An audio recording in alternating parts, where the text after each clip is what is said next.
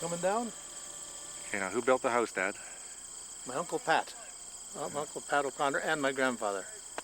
My grandfather, Michael O'Connor. But his brother, Pat, was a carpenter, a house builder.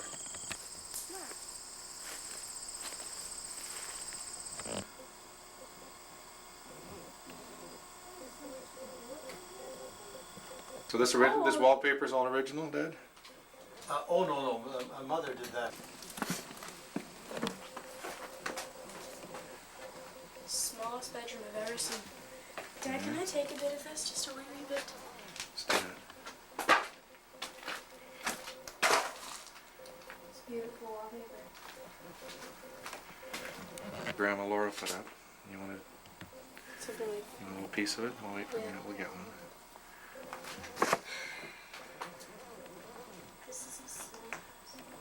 And this is the fence that Doc Dickinson's grandfather built.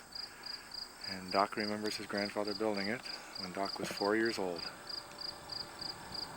Some of the sections have fallen down. So this would have been built around 1918.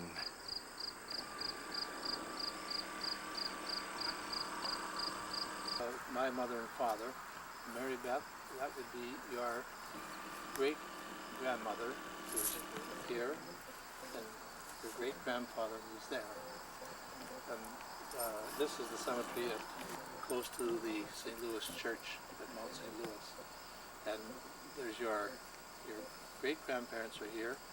And if we go on a little farther, we'll see the graves of your great-great-grandparents and your great-great-great-grandparents. This is my Uncle Lou, the bachelor, quite a character too.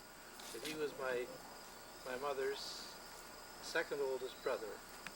And in between Uncle Lou and your great-grandfather is Ronnie, who is my nephew, and the second cousin of yours, or a first and a half cousin. And over here is Doris's grave. Doris is your great aunt, the wife of your great uncle Dan.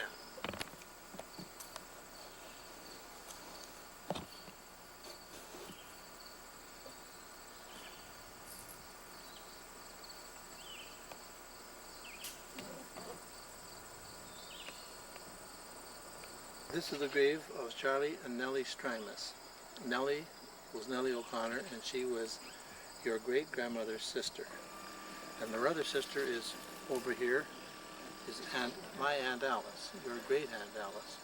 And everybody must have an Aunt Alice somewhere in their history. Now, over here to the left are my grandparents. They'd be your great-grandparents, Michael O'Connor, and my grandmother was Emily Lawler. Yeah, that's right. Your great-great-grandparents, yeah. Because, yeah, that's right. Your great-great-grandparents. And then up here is my great-uncle. This is Uncle Pat O'Connor. He was my grandfather's brother. And he was the carpenter, and he built that little old house we saw not too long ago.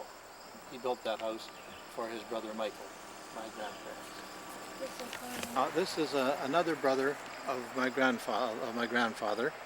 This is what we used to call Uncle Johnny, and he was married to Aunt Mary Guthrie, and he had several children, but you knew the two of them, Frank and Cletus.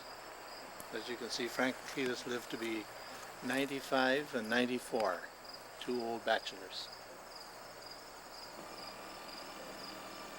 They would be Mary Beth's great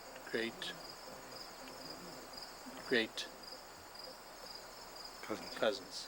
Yes. Your home of John Strimus, who was my first cousin, and his wife Norma. John was the son of Aunt Nellie and Charlie. Real old portion of the cemetery at the very back. In here are the graves of your great-great-great-grandparents. Now their names were O'Connor, and for the moment, I can't think of his first name. I'll find that out from Aunt Emily or Aunt Lauretta. But they were buried in here. I remember seeing their tombstone when I was young.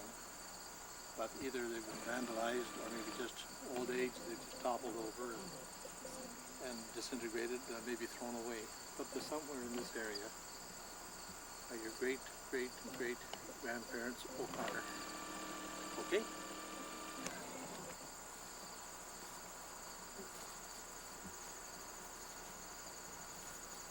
Pretty old one, but it's Michael Connor and his family.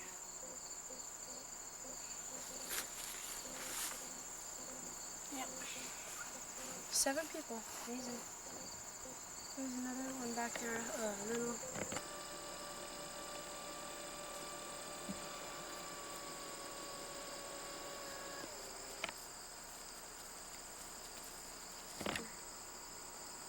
Let me go see what it says.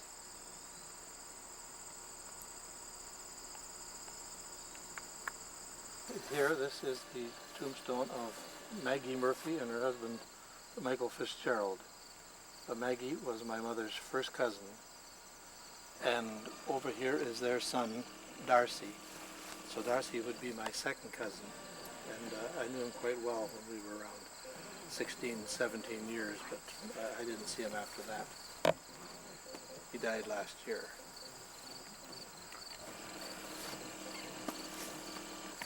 You'll see there are a lot of Flanagans and a lot of Fitzgeralds, and all of them would be related to me in one way or another. Second. The Frawleys are also related distantly to Dad. So we have a Frawley here, and there's Frawleys there. There are Frawleys, I believe, there. Those are Callahans. There are also Frawleys there. And there are Frawleys down at the far end of the cemetery as well, from the old days. Now we're back to Uncle Johnny's and Frank and Cletus's. And I forgot to mention that Frank Cletus had a younger brother, and when he was 18 years old, he was out in the Midwest states riding the rods, and he fell between the train. His legs were amputated, and he died at the station there. And his body was sent home, and later on, my Uncle Lou and Frank and Cletus decided to move. They thought he was in the wrong spot. So they reopened the grave, and as they lifted up the casket, one of the ropes broke, and it fell perpendicular, and poor Pete fell out of the casket. And of course, he fell down because his legs were amputated, and they all got frightened, and they immediately just left him there and covered up the grave, and he'll still be there in a perpendicular position. Somewhere in here. Somewhere in here, eh? Yeah. I think over about here. So he's standing up? Yep. That was Pete. And also of Aunt Alice. Now, when Aunt Alice, she had the tombstone put up, she put 1888 as the year she was born. And when she got older, around her 70s, she didn't want people to know how old she was, so she came up one day and had some liquid cement or something, and she covered in the 1888 so nobody would know how old she was. But it's still there. Well, yeah, barely. You can see it now, but when she first covered it up, it was well covered. Yeah, we're on. Okay? Is it running? Yeah. Okay. Mary Beth, this is the school that your great-grandmother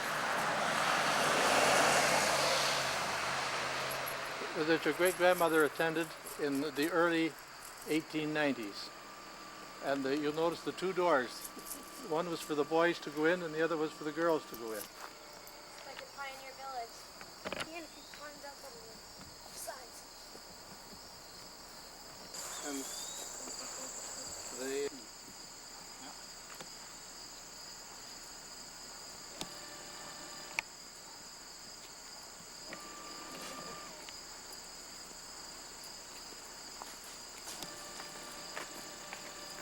Puffing and steaming. You should have brought the car, because when you get to over here about 100 yards and look down, you've never seen a more beautiful sight.